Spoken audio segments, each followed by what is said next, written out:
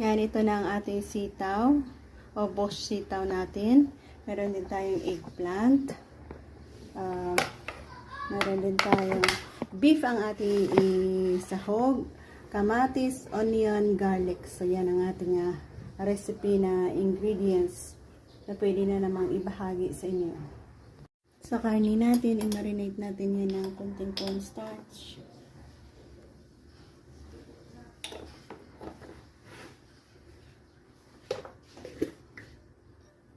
Black pepper.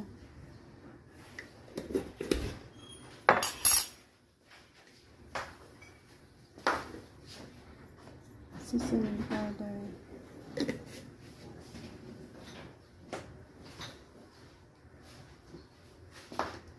Asin. Yan, nag-start tayo sa paglagay ng cooking oil natin.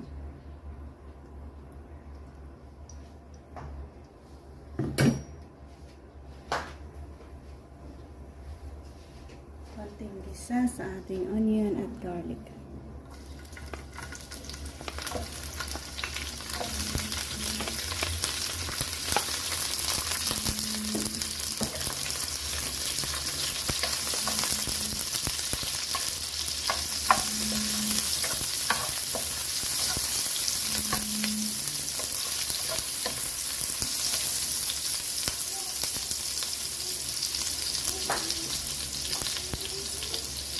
I-add natin ang beef.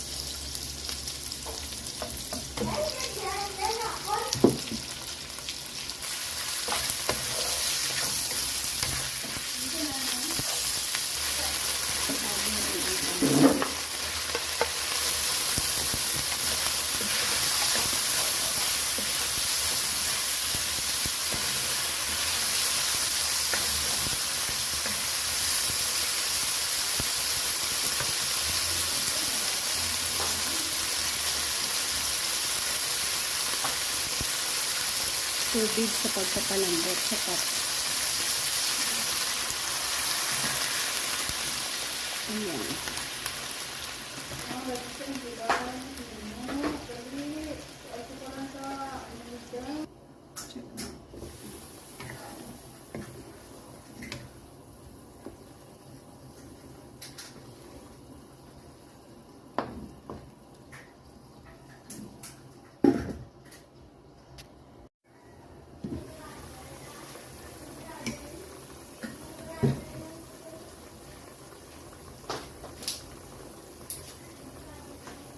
Pwede na natin i-add ang ating sitaw.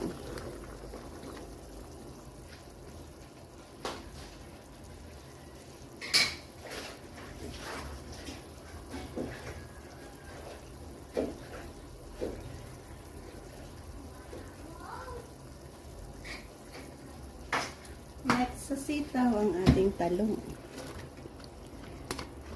Continue tayo sa papakulo.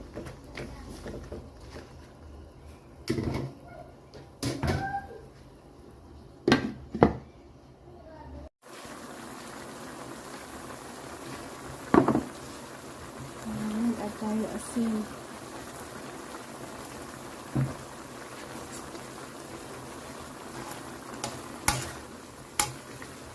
So, isa na namang perfect recipe ang ating binabahagi ng combination ng ating talong, beef at sitaw or native na sitaw natin yan.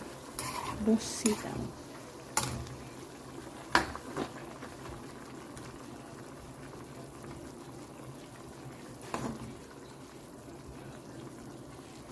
At dito na tayo mag-e-end. So again, thank you for joining me sa ating recipe for today. Recipe na ating na-harvest ang gulay natin sa garden. Bye-bye and bless us all.